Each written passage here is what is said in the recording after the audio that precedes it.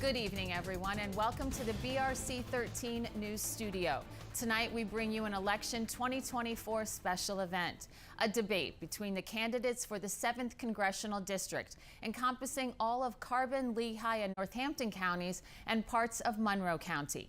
The candidates include Democratic incumbent Congresswoman for the 7th Congressional Seat District, Susan Wild, and Republican challenger State Representative in the 187th District, Ryan Mackenzie. I'm Kim Bell, General Manager of Blue Ridge Communications TV 13, and I will be the moderator for tonight's event.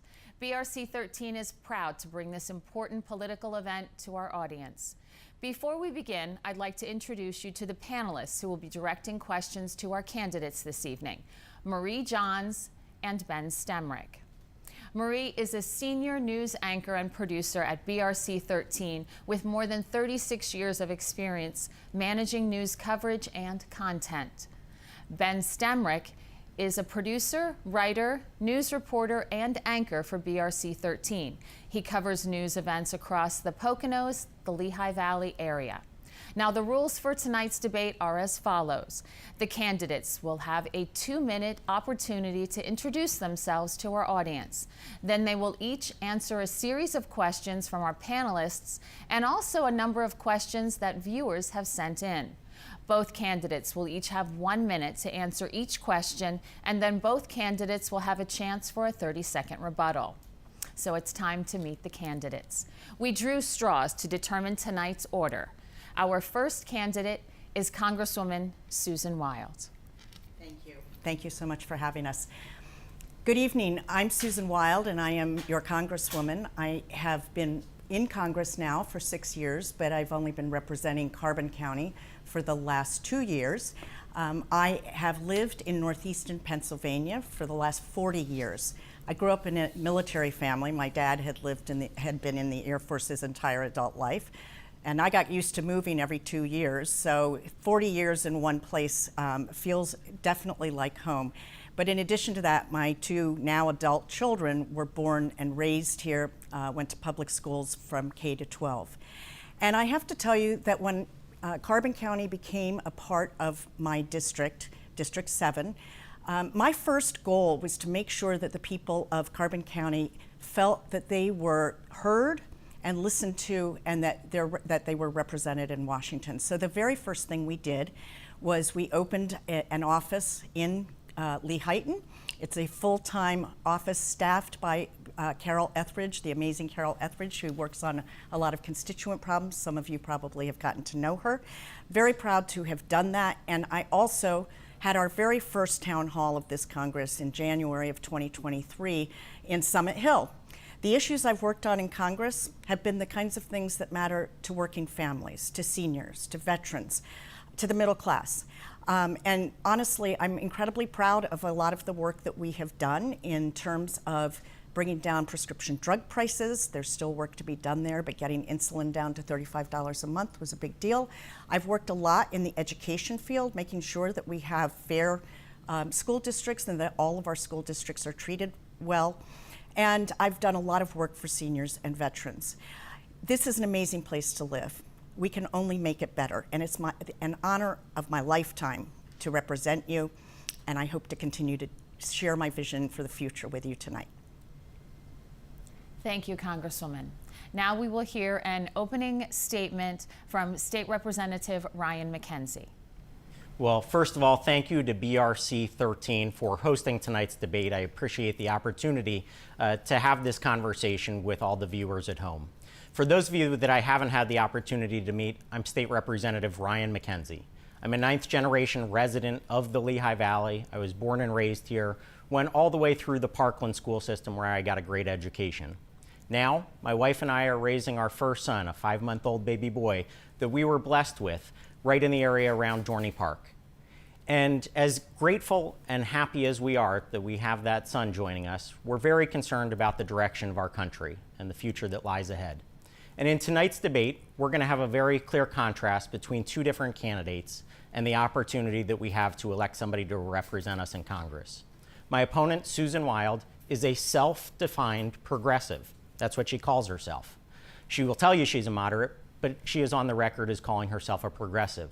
She has voted for every single plank of Bidenomics, which has driven inflation in our country. She has voted against the border wall 10 different times, leaving our community and our country less secure. She has also voted for massive forever wars around the globe that are causing chaos. At the same time, as state representative, I have a track record, a proven track record, of bringing people together, getting conservative, bipartisan results on things like helping our veterans start a business when they return from service, on things like eliminating the inheritance tax for small family business, and also doing things that help individuals with their health, like improving stroke care and maternal health. So those are the things that I'm proud of, but there's a lot more that needs to be done at the federal level, and we're not getting served well by somebody like Susan Wild, who has said repeatedly derogatory things about the people in Carbon County, saying that she was dismayed to represent them and that she needed to school you. Hopefully we'll have a conversation tonight where we get to see this contrast on full display. Thank you. Okay, on November 5th, Pennsylvanians will cast their ballot in the general election. It's time to start this debate to see who you want to represent you in the 7th Congressional District. The first question comes from Marie Johns, and it focuses on a local concern. All right. Our first question is regarding infrastructure, and to Congresswoman Wild to start. With the rapid increase in warehouses and distribution centers in the Lehigh Valley, how would you address the growing infrastructure issues caused by heavy truck traffic on our roads? And how do you balance free enterprise with preservation of green spaces? Well, let me just say warehouses are something that we hear about probably more than almost anything. I'm very proud to have voted for the bipartisan infrastructure law. And part of that has already come home to Carbon County, road repairs and bridge repairs and that kind of thing, which have been very important. We have to continue to invest in our infrastructure, and we are going to continue to see proliferation, I'm afraid, of warehouses because of the unique zoning laws in Pennsylvania. So what we have to make sure of is that our residents are not suffering as a result of those warehouses, that the roads around them are that the traffic is being diverted, truck traffic is being properly diverted, that the roads are being kept up, and that they are being kept away from school areas and where small children might be walking. And so I just think that we really, and with regard to keeping places green, there's no place in my district that's as green as Carbon County.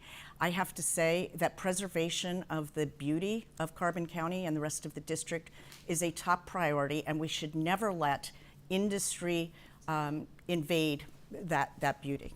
Okay, State Representative Ryan Mackenzie. Yeah, absolutely. So as a growing community where we're so blessed to have people that actually want to come to our area to raise their families, start a business, or just enjoy themselves for tourism, we do have a balancing act. Because of that growth, we have to maintain our integrity and our community, but at the same time figure out ways that we can manage those new individuals that are coming to the community. So infrastructure is a big part of that, and it's a balancing act that we have to do.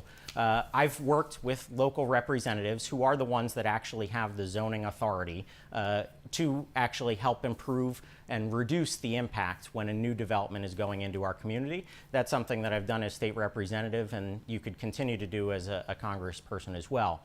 We need to make sure that we have that funding for roads and bridges. All too often, a lot of that money gets diverted away from that actual physical infrastructure to other projects and other needs, and we need to make sure that that doesn't happen because if we continue to do that, we have bad roads, but again, the high taxes that come along with gas prices and inflation. Okay, thank you. We're going to move on to a viewer question at this point, and this is a question involving inflation. Inflation is affecting everything from gas prices to groceries. What specific steps would you take to lower costs for working families in your district? And we'll start with you, State Representative Ryan Mackenzie. Yeah, it's a great question because right now, families all across our country are getting crushed by inflationary prices. Across the board, everything is up 20% or more. Things like food and fuel housing, and healthcare are up 30, 40, sometimes 50%. As state representative, I've never voted to raise taxes, and also I've actually introduced legislation and passed it to eliminate things like the inheritance tax for small family businesses by closing corporate tax loopholes. I was helpful in getting passed the child care tax credit. I've introduced a tax package of 10 bills which would reduce and eliminate high taxes for people right here in Pennsylvania. That would put more money back in their pockets. At the same time, Susan Wild has voted for every single plank of Bidenomics. That massive overspending in Washington, D.C. is what has caused the inflation and the high prices that we are all struggling with. And so we need to rein in that wasteful spending in Washington, D.C., and that's something that I would do if elected to Congress. Okay, Congresswoman Susan Wild. I want the viewers to know that I feel the impact of inflation too. I do my own grocery shopping. I pump my own gas. I'm very aware of prices, and although I'm happy that gas prices seem to be coming down, believe me, I understand what people have been going through.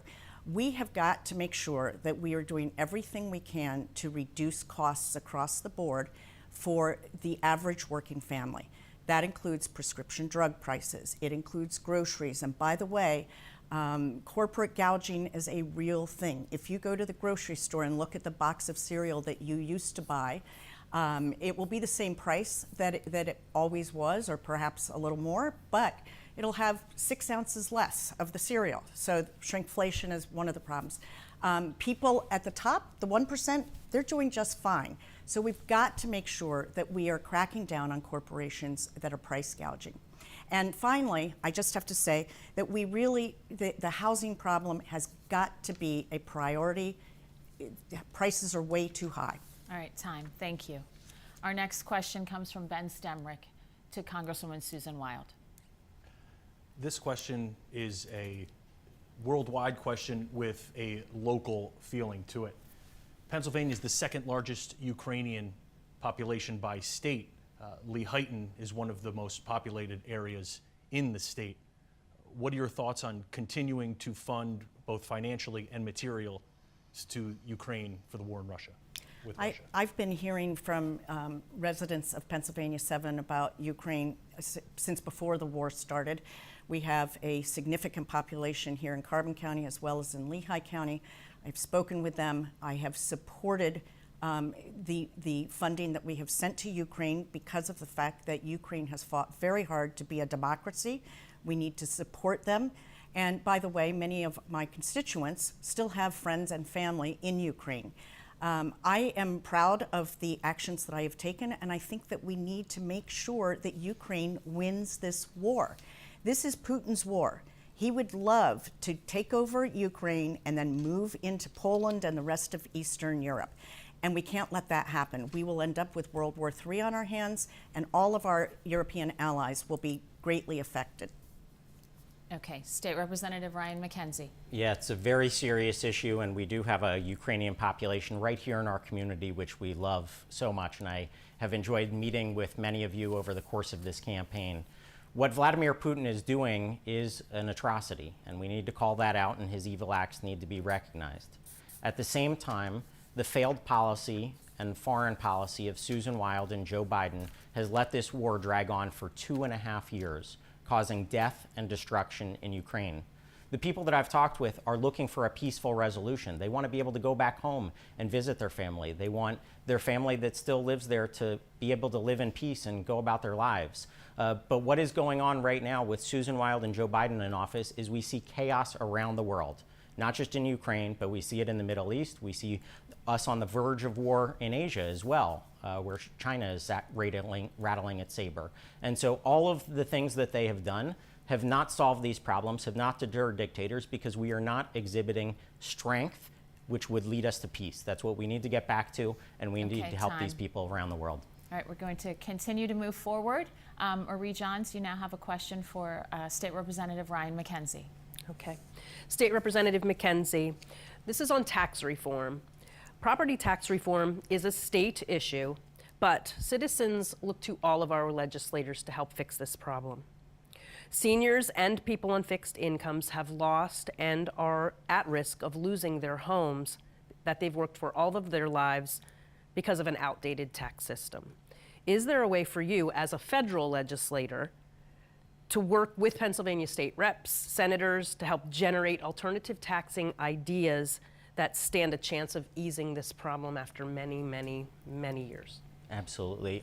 This is a serious problem that too many people across our community face. As a homeowner myself, I see the high prices of our tax bill every single year. I have voted multiple times to reduce and eliminate the property tax right here in Pennsylvania. Those of us in growing population communities always vote for that. Those in declining population areas vote against it. And so it's actually not a partisan issue. It's one based on geography. And so I have voted for those changes. Unfortunately, we haven't been able to get elimination done. But this year we were able to, in a bipartisan fashion, expand the property tax rent rebate program, which gives relief to low-income seniors and many others across our community. It's a good step, but it's certainly not all that we can do. We have to do a lot more. And as a federal representative, we can continue to lower taxes on people, make sure we're putting money back in their pockets. That's why I support no taxes on tips and no taxes on Social Security. That would directly put money back into people's pockets. There's a lot more we can do, but those are just two ideas. Okay, thank you. Congresswoman Susan Wild. Thank you so much. As has been noted, property taxes are indeed a state issue and can't be addressed at the federal level. But what we can do at the federal level is make sure that our tax code is fair to the middle class, which it is not currently. The tax cuts that were enacted at the end of 2017 primarily benefited the 1%. Workers who need supplies for their jobs, work boots and that kind of thing, used to be able to deduct those costs. No longer since those tax cuts.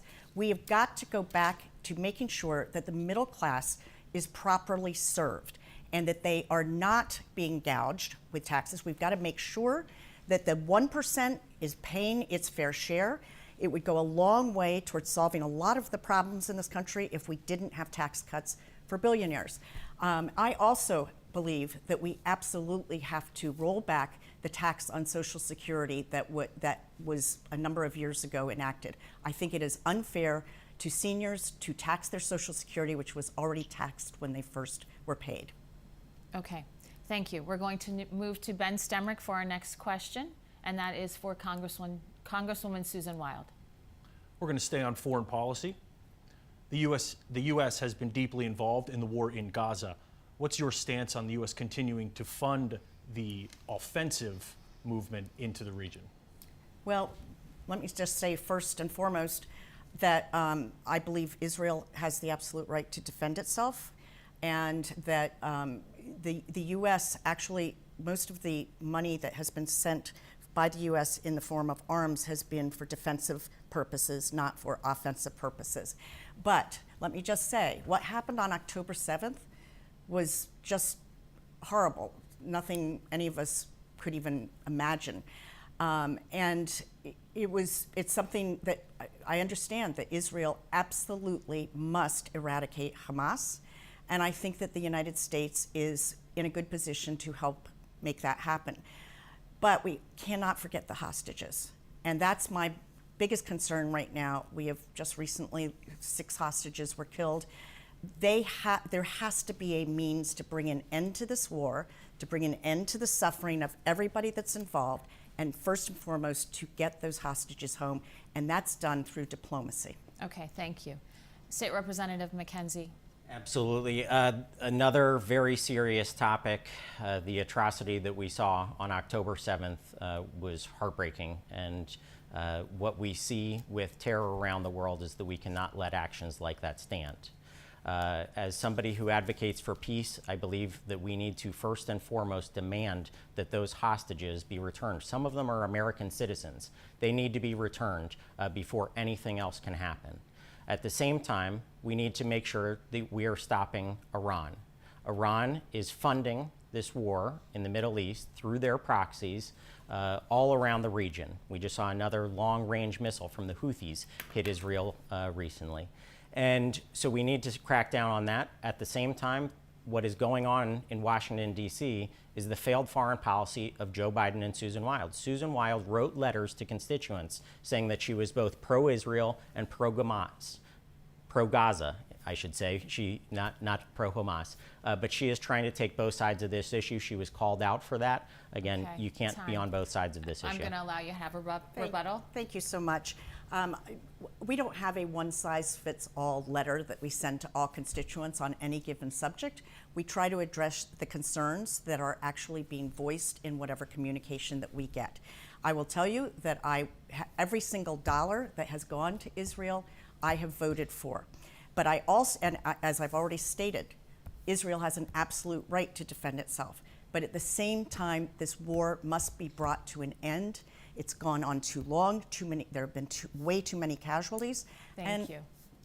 And you can rebut if well if you feel. Absolutely. Again, what the Congresswoman is failing to recognize is that on the same exact day, she sent those letters, one saying that she was pro-Israel and one saying that she was pro-Gaza. She was caught red-handed taking both sides of a serious issue like this to her constituents. That kind of deception should not be allowed. And I think it's reprehensible. People have called her out for that in the national media. She won't take accountability for it. And that kind of wavering and flip-flopping on something is what has led to hostages being held for 11 months and not being returned. Okay, we're out of time. We're going to move on to the next topic. And we're going to talk about violence because we're already talking about violence. So school shootings remain a major concern nationwide. Some school boards in our area are arming school resource officers. Where do you stand on this issue and what do you think should be done? And we will start with Congresswoman. Thank you. No parent should have to fear sending their child to school. As the mother of two, I can't even imagine if I had had that kind of concern when my kids were going to school. I believe that the vast majority of gun owners, certainly in this area, are responsible gun owners, law-abiding gun owners. What we have got to do is make sure that the people who should not own guns, who will do something like shoot up a school or a concert or a supermarket, that they are not able to get guns. That's what we absolutely must do. We must have universal background checks, but that is not enough because you won't catch on a background check something about a 14-year-old that should cause alarm. We've got to have safe storage laws, and frankly, I think that holding parents accountable for their children's actions, such as the recent school shooting, is very appropriate because parents have that ability. Okay, and State Representative? Any life lost to crime or an act of terror is a tragedy, and we want to make sure we can do everything possible to see that those incidents don't occur. And that's why, as state representative, I was proud to vote for increased funding for mental health. I was proud to vote for increased security in our local schools so that they had the resources to keep those facilities safe. At the same time, we need to make sure that while we're protecting Second Amendment rights, we are keeping guns out of the hands of criminals. And that's why, as state representative, I voted to make sure that mental health records get put into our background check system so that somebody who should not have a gun like that, when they go and actually try to purchase a gun, they aren't able to get it. The same was done for domestic abusers, and that's something else that I supported. So we have to make sure that we do that. I'm proud to have received the support of our Fraternal Order of Police and also Carbon County Sheriff Dan Ziegler. Those that are tasked with keeping us safe know that I'm the best candidate to do that, and I appreciate their support. Okay, thank you. I'm sorry. Yes. My opponent has voted in favor of ghost guns, and so the idea of keeping guns out of the hands of people who shouldn't have them while still voting to allow ghost guns to be made is a complete inconsistency. Do you have anything you'd like to say? Absolutely. So my opponent, Susan Wild, is a self-described progressive. She wants to take away people's guns. That's what she does. That's what she advocates for in Congress, and she votes that way all the time. And so I think we need to hold her accountable to that anti-Second Amendment rhetoric which she's putting out there. At the same time, I made my position very clear. We need to protect the Second Amendment rights of individuals and make sure that we keep guns away from criminals.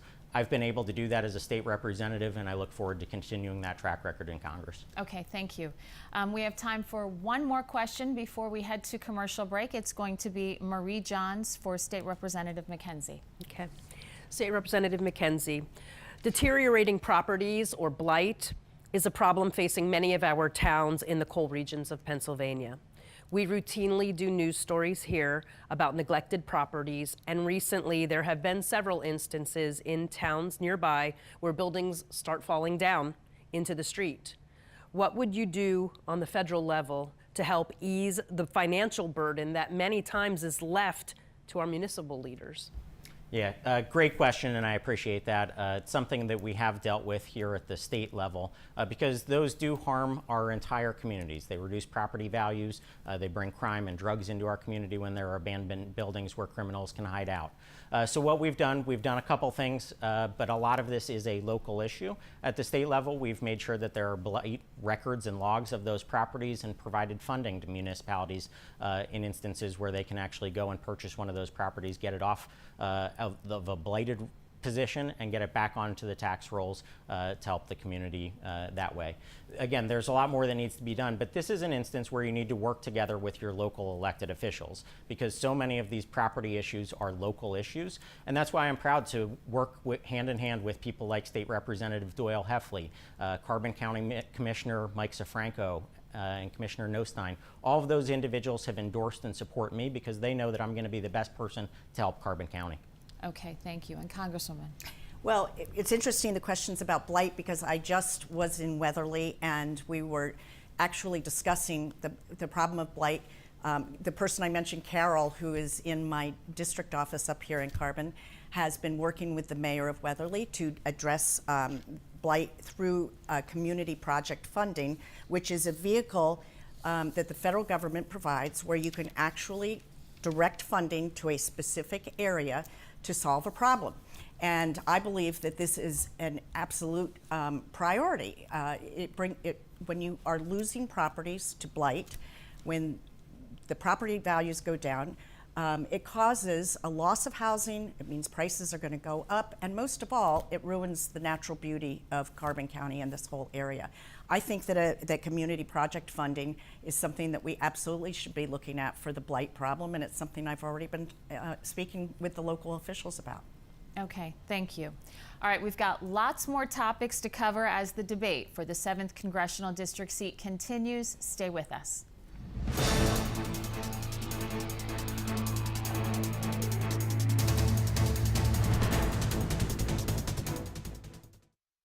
Something big is here. You know us for great home internet. Now say hello to Blue Ridge Mobile. Powered by the network America relies on.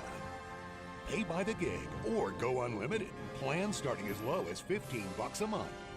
Save now and get one free line of unlimited for 1 year when you buy one unlimited line. Visit brctv.com/mobile to learn more.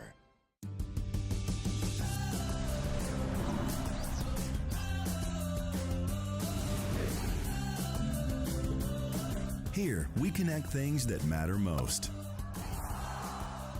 Our businesses, schools, healthcare, events, and of course, the people in our communities who make it strong. Connect to the most advanced fiber network, Pentella Data. At Pencor Hydraulics, our friendly team services your hydraulic equipment with expert care, keeping your operation up and running. We repair and rebuild pumps, cylinders, motors, and valves. Pencor Hydraulics technicians can assemble parts while you wait. Seals, O-rings, low, medium, and high pressure hose. With a huge inventory on site, we get you back in business fast. Trust American made, trust American owned, trust Pencor Hydraulics. Blue Ridge has been driving innovation in internet, phone, and TV services since 1950. But we care about more than just technology. We believe in connecting people and being active members of the communities that we serve. Our convenient local offices, technicians, and customer care specialists help us deliver quality services and content direct to your home or business. With in-depth coverage of local high school sports, parades, and community events, we help keep you connected to your friends and neighbors. Always local, always community. Uniquely Blue Ridge.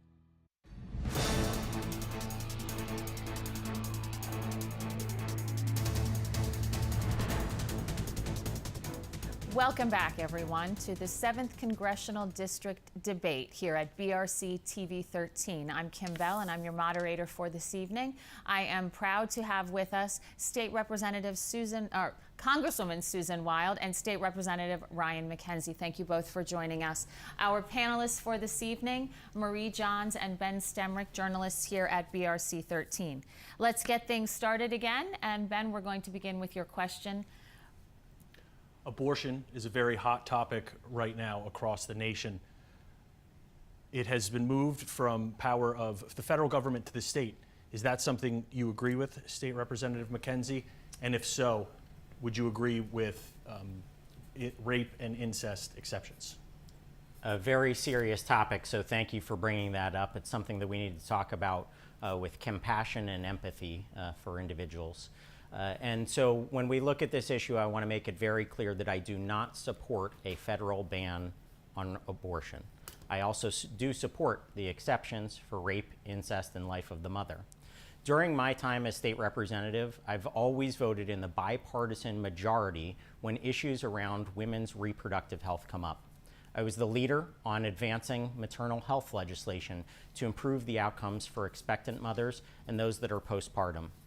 I also have voted in favor of IVF. I've said that continuously on the campaign trail that I support that procedure. And when it comes to contraception, I voted in favor of mandating coverage through your insurance carrier. These are all things that we can do. We also need to be supporting women. My opponent has an extreme radical fringe position where she supports taxpayer-funded abortions and absolutely no restrictions on abortion. Okay, thank you. Congresswoman? Thank you so much. My opponent doesn't believe that women should be able to make choices for themselves. I guess he doesn't trust women to do that. Quite honestly, the problem with abortion being a state issue as opposed to a federal issue is that you have state legislators like Ryan Mackenzie who will vote to do away with a woman's right to just make her own decisions about reproductive care. In fact, contrary to what he just said, back in 2016 and 17, he voted he voted in favor of a ban on abortion that did not include exceptions for rape and incest. And frankly, I don't believe the government or any politician should have any say-so in what any human being does with their body. I think that is up to, in the case of women and their reproductive rights, it should be up to them, their partner, their physician, and keep government out of this 100%. Okay. A rebuttal? Yeah, absolutely, because what we heard from Susan Wild was a bunch of lies. She has now been called out twice for misleading people on issues around women's reproductive health. Last campaign, the morning called her out for misleading voters on that very issue. And just yesterday, there was a headline on the front page of the newspaper where Susan Wild was called out for misleading voters about my stance on IVF. She continues to mislead voters when she is in fact the one who has an extreme fringe position on this issue, taxpayer-funded abortions, and absolutely no restrictions. That's what she supports. Thank you. Congresswoman? Thank you. My opponent received somewhere around the $35,000 from the Speaker of the House, Mike Johnson, who has vocally and very aggressively been in favor of a national abortion ban, of a federal abortion ban. So I think that who you take money from says a lot. Many of his donors have been anti-choice, and the women of this country, the women of this community deserve better than somebody who wants to tell them what they should do with their body. Thank you.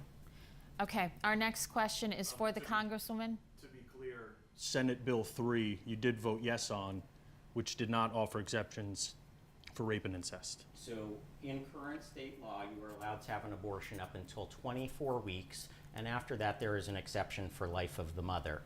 The bill would have reduced that time frame from 24 weeks down to 20 weeks. In other instances, that is just the Abortion Control Act. There are other pieces of legislation which regulate abortion in Pennsylvania. I have always voted to protect the exceptions of rape, incest, and life of the mother. In that instance, the exception for life of the mother was in the law. I voted to protect that stayed in the law. Again, in those other instances where we have Medicaid coverage, which is something state and federal, and that allows for exceptions for rape, incest, and life of the mother, I again voted in favor in the bipartisan majority in both of those instances to protect all three of those exceptions that are in current law. Okay, for that clarification, The Congresswoman, I'll fact of let the you matter speak. is, not just on SB 3, but also on a House bill, my opponent has voted for a ban on abortion that does not include any exceptions for rape or incest or life of the mother. He may want to tell you something different now. When he ran in the Republican primary against two other candidates, he had a huge portion of his website devoted to his pro-life position, which right after the Republican primary, he scrubbed. It's no longer there. I think that tells you something about his position on this. Okay, we're going to move forward now. Marie Johns, you have a question for the Congresswoman. Okay. Congresswoman Wild, Social Security. According to the Social Security Administration, benefits are projected to run out in 2037. Should our workforce paying into this system be concerned that they're never going to see any benefit? Why or why not? And what reforms would you propose to ensure its long-term viability? Well, thanks for that question, because our seniors, in my view, are one of our most important assets. They've worked for us and put in a lifetime of hard work. We made a promise to them, the United States government did, that they would be able to withdraw Social Security, and we absolutely have to protect that right. The folks on the other side of the aisle in Washington are gung-ho on reducing Social Security benefits. And by the way, as to the question about Social Security running out of money, there is a relatively easy fix, and it's called taxing billionaires, as you should. At the present time, a billionaire stops paying into Social Security on his first day of work in any given year, whereas you, the ordinary citizen, continue to pay into Social Security all year long. If we properly taxed the people at the very, very top who are doing just fine, we would not run out of money in Social Security. Okay, State Representative. Yeah, absolutely. On the federal level, we need to do everything we possibly can to protect benefits like Social Security and Medicare that those individuals have paid into and that they earned and deserve. So I will do that every single day. What my opponent does, though, is she does massive deficit spending, absolutely reckless spending in Washington, D.C., which hurts our ability to fund those benefits. And that's why we need to get people like Susan Wild out of office, because that massive reckless spending is not only infringing and hurting their ability to potentially receive Social Security down the road, which is going to run out in 2034, and then what happens is benefits get cut by 20%. So that needs to be on the record and clear. And what is also happening to our seniors is they are struggling with high prices of inflation on everything from food, fuel, housing, and healthcare, all driven by that massive spending, which drives inflation and prices in Washington, D.C. Susan Wild voted for every single plank of Bidenomics. That inflation is hurting our seniors. Congresswoman, would you like to rebut? My opponent is in favor of a form of budgeting called zero-based budgeting. And what that would do is it would put Medicare and Social Security on the chopping block every single year, meaning that seniors could not rely on getting their Social Security and Medicare next year, because it would be at the whim of legislators who are doing this zero-based budgeting. It's completely inconsistent with my opponent's position on this issue. I have to tell you that I am proud to be an original co-sponsor of Social Security 2100, which is a really important bill. Thank you. Ryan. Yeah, you know, it's unfortunate that my opponent continues to lie. You just heard my position very clearly, that I will do everything to protect Social Security, and I also believe that there should be no tax on Social Security. My opponent, again, continues to lie and fearmonger. She wants to scare the good people across this community on issues that are so critical, like abortion and Social Security. It's reprehensible. It's not what we should be doing. We should be having an honest debate. She continually gets called out in the newspaper for lying, but yet she continues to do it here tonight. Okay, thank you. We're going to move on. We're going to stay with inflation. Young people are facing a serious dilemma right now. Many of them are unable to get a mortgage, yet they have to pay a rent that's even higher. How do we help our young people to start out on their lives? State Representative. Yeah, again, this goes back to the failed policies of Joe Biden and Susan Wild, driving inflation on everything. Housing in our community is up significantly, and I just came across a young person recently on the campaign trail who is now paying over 40% of their income for their housing. That is simply unsustainable. But what is going on, what is driving those prices are the inflationary pressures that we've already talked about. What is also driving it is the massive amount of illegal immigrants who are coming into our country. Susan Wild has done nothing to close the border. And here in our community, we have a nonprofit that is supposed to be housing individuals who get evicted or out of their home for whatever reason. They have now been contracted by the federal government to house illegal immigrants, taking away valuable housing spots from American citizens. That should not be happening in this country, but because of inflation and a wide open southern border, people are getting pushed out of their homes or forced to deal with incredibly high prices for housing. That failed record is on Susan Wild. Thank you. Congresswoman. I worry a lot about our younger people because they are faced with a triple whammy. One is the cost of higher education, and we know that higher education, whatever field it might be in, whether it's college or trade school, will help you considerably in your career. We know that if they get married and want to have children, the costs of childcare are exorbitant, often as much as a mortgage or a rent payment. And of course, we know how expensive homes are. I am on a bill that would provide assistance to first-time home buyers in the form of an actual amount of money that would help them towards a down payment. I have been part of a bill to lower the cost of childcare, which won't be taken up by Speaker Johnson in this Congress, unfortunately, but I assure you that when Democrats take back the majority, it will be. And it is something that would absolutely help people afford to have children and take care of them responsibly, put them in a daycare center or a universal preschool where they can learn and where the cost would be much less. Okay, thank you. We're going to move on with a question for Congresswoman Susan Wild. Ben? Immigration is also on the top of everybody's mind. In 2023, we saw a record number of encounters at the U.S.-Mexico border. What policies do you support or will you support to help combat that? Well, I'll tell you that I was fully in support of the bill that the Senate crafted, and it was a bipartisan bill, including some very conservative senators who spoke out after Speaker Mike Johnson in the House refused to even put that bill to a vote. Now, I didn't like everything in it, and believe me, my colleagues on the other side of the aisle didn't like everything in it either.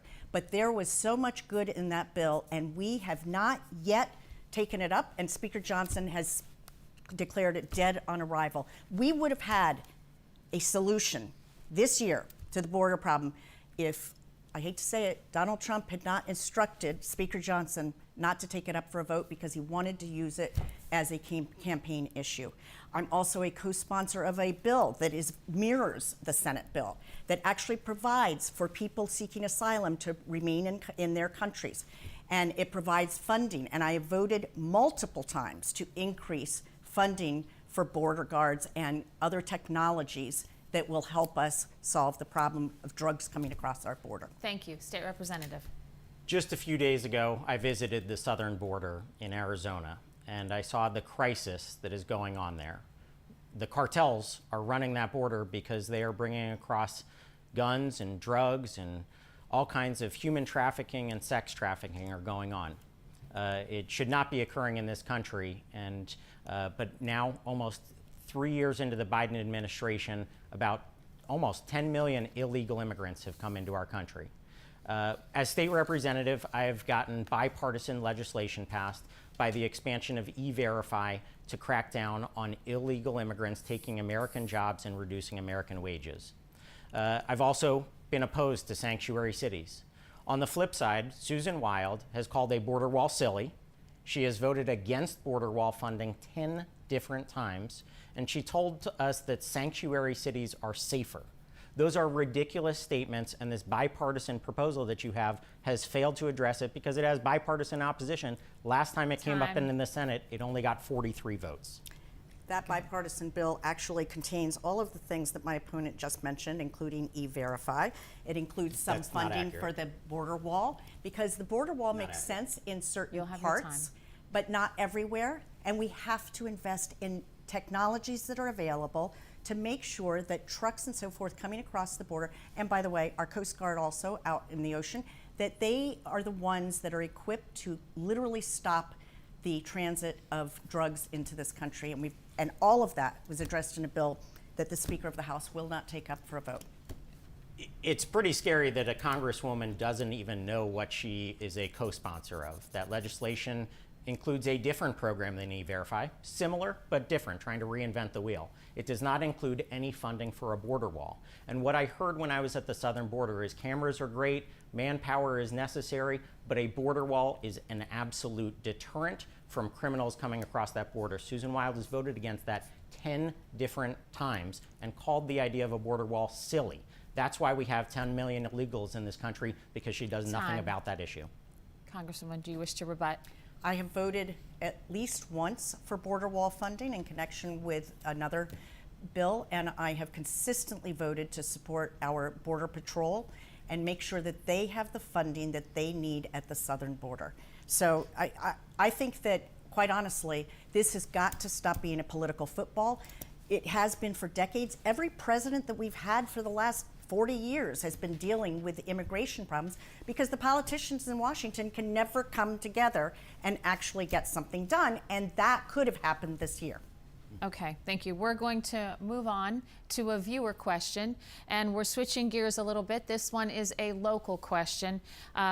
It's an important question to a lot of people, especially those that commute to New York City. What is your stance on reinstating passenger train service from Scranton to New York? And how do you think it's going to impact the Poconos and the surrounding areas? State Representative Mackenzie. Yeah, it's something that's worth exploring. You know, as somebody who grew up in this community, I remember hearing about passenger rail back in the day, and you know, I think that that's something that was glamorized and people enjoyed it. At the same time, as somebody who went in and out of New York City for college, you know, I think it would have been a benefit to our community. What happened, though, with putting out all of the rails that were in place, now it is a very expensive proposal that would require years-long eminent domain. And so I know that there is a study right now that is actually being undertaken to look at this proposal. And I think that the prudent thing would be to look at that proposal when it comes back, see the overall cost, see the impacts on our local community before you make any decision of this kind of magnitude, because other passenger rail service in other communities has been on the order of billions of dollars, not something you want to jump into without having all the facts. Okay, Congresswoman. I'm a big proponent of passenger trains. Would love to see a train line from Scranton to New York City, as well as other places in the eastern part of Pennsylvania. And by the way, I think it would go a long way towards solving some of the problems that people here in Carbon County have every weekend. I was just in Jim Thorpe yesterday, and the traffic is a nightmare, and I know the residents feel that way. They probably don't even go down to Jim Thorpe on a weekend. It was a mess to get through, and parking is also a problem. If we had people, and by the way, most of the license plates I saw were from out of town, it would be great to have a train. Have people, tourism is a big driver of the economy in Carbon County. Let's let people get here via passenger train and not be destroying our roads and making traffic nightmares and making our roads less safe to drive. Okay. We're going to have a question from Marie Johns, and this is for Congresswoman Wild.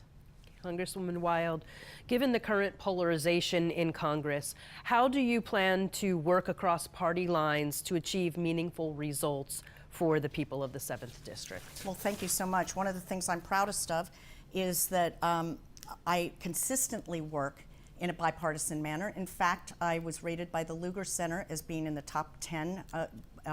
My ranking was in the top 10 for bipartisan members of the House. I work across the aisle every single day, and quite frankly, when I am dealing with things here in my district, I rarely know whether a mayor of a borough is Democrat or Republican, and frankly, it doesn't matter to me. And the people that I speak with, it doesn't matter to me whether they're Democrats or Republicans. I'm here to solve problems for them. I represent all of the people, regardless of their party affiliation. I'm also happy to say, although I know that my opponent is going to try to claim otherwise, that I have disagreed with the Biden administration on a number of things. I publicly disagreed with the pause on liquid national gas drilling. I voted against my party on a major spending bill. I am a bipartisan congresswoman, and I'm very proud of that. Thank you. State Representative. In terms of accomplishing legislation, bipartisanship is critically important. And as state representative, I've been proud to do that on almost every piece of legislation that I've authored and has seen its way into law. had strong bipartisan support on those serious issues like I mentioned around expanding E-Verify, protecting our veterans, maternal health care, all of those issues. At the same time, Susan Wild is a radical partisan. She says that she has this rating from the Lugar Center that's only based on co-sponsorship memos. In fact, she has voted, according to 538, 100% of the time with the Biden administration and 98% of the time with Speaker Nancy Pelosi. At the same time, she has disparaged people right here in Carbon County. She said that people drank the Trump Kool-Aid and that she would school them on those issues. She said that she was dismayed to represent people here in Carbon County. That's not the language that we need from our elected officials. And also, when actual violence was being threatened against Mitch McConnell, she said that people should pay him a visit at his home. That is the type of rhetoric that leads to danger and violence in our communities. Congresswoman. I'm glad my opponent brought up comments that I made about Carbon County, because it gives me an opportunity again to apologize for them. You know, I always taught my kids to think before they speak, and obviously I need to take my own advice. I strongly believe that actions speak louder than words, and my actions with regard to Carbon County, opening an office here, the first full-time congressional office in Carbon County, making sure that I am working with the municipalities so that they get the resources they need, having a full-time staffer in my office in Carbon County. All of that is because I care about what the people of Carbon County say and solving problems for them. If you feel the need. Yeah, I mean, what we heard in those comments from our Congresswoman, who is elected to represent all of us, do not show that spirit. And she made those comments both times when she thought she was in private on a Zoom call when other people wouldn't be around. Thankfully, she was recorded on those Zoom calls because that let us know where her true beliefs and intentions are. She has disdain for the people of Carbon County. She has said it twice on the record, and it's reprehensible. Thank you. Congresswoman, do you wish to address it? No, I don't, except to say that actions speak louder than words, and my actions have always been supportive of Carbon County residents. We have time for one more question, but in order to allow both of you to have a 1-minute closing statement, I'm going to ask that you each both ask the question and there will be no rebuttal. And that will come from Ben Stemrick. Okay. We all know, State Representative Mackenzie, that politics is a game of compromise. What are some specific areas that you would be willing to compromise in order to make things work with the other side? Yeah, again, as state representative, I've had an opportunity to put that on display. So I'll give the example of E-Verify. I've talked about that a couple of times tonight, and it's not everything that I wanted. I would expand E-Verify for lots of other industries. But the particular problem that we were facing from both union and non-union stakeholders was in the construction industry. They had talked about illegal immigrants coming up from Maryland and the southern parts of New Jersey, taking away American jobs, reducing American wages. And so in the effort of bipartisan compromise, because we had agreement on that very issue, I authored that legislation to tackle illegal immigration in the construction industry. We were ultimately able to get that done in a bipartisan fashion with supermajorities through both the House and the Senate. So on a very difficult issue like immigration, which we know is polarized, we were able to find that common ground and advance something to help the American people. I think that's a good thing. That's what we should be doing. Congresswoman? I have already demonstrated my ability to compromise. I was part of the effort in Congress to make sure that we started negotiating the price of prescription drugs with Big Pharma. I would have liked a lot more to be in that bill, but we were forced to compromise. And so at first it was just about insulin and inhalers, and now this year 10 additional life-saving medications, and hopefully many more to come. But that was the result of a compromise. I've already indicated that I would have voted yes on a compromise bill on immigration had the Speaker taken it up. I have worked on the House Foreign Affairs Committee, which is well known as one of the most bipartisan committees in Congress, and I'm also ranking member of the Ethics Committee, which is the only completely bipartisan committee in Congress consisting of an equal number of Democrats and Republicans. And we have to compromise every single time we have a hearing in there and take a vote, and I'm very accustomed to it. Thank you. Okay, we have just enough time to hear our final thoughts from each of our candidates. We will begin tonight with Congresswoman Susan Wild. Thank you so much. no matter where we live or what our party affiliation is, most of us have a lot of the same concerns. The quality of our education for our children, the quality of health care and making sure that it's accessible and affordable. In these days, the need for cheap internet, the desire to have a decent retirement, and of course, our freedoms and liberties, which are so important. I have worked very, very hard on all of these issues. We cannot afford to roll time back. We cannot afford a candidate who is an extremist on women's rights, who does not trust women to make their own decisions about their body, who's an extremist on workers' rights, on education, who literally voted to turn $100 million away from public schools in favor of charter schools and private schools. We can't afford that. We shouldn't do that. Living here in this district is an amazing experience. I just want to continue to work for this area and make sure that it's even better than it already is. Thank you. Thank you. State Representative Ryan Mackenzie. I think what was on display tonight is a clear contrast about the direction of our country and the representation that we're going to choose in November.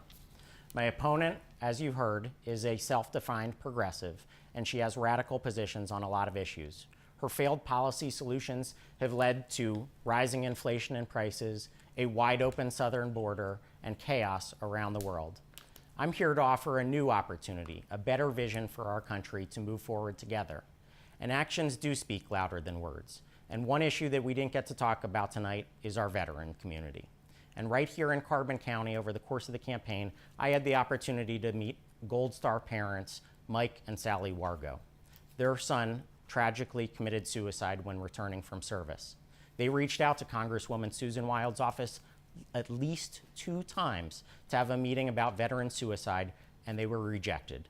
That's not the type of representation we need in Washington, and I hope to represent you. I'm asking for your vote so that we can chart a new and better course forward in November. Okay, we're out of time. I want to thank both Congresswoman Susan Wild and State Representative Ryan Mackenzie and all of you for joining us for this very important political debate. Thank you to our panelists and our entire BRC 13 staff for being a part of this event, and good night.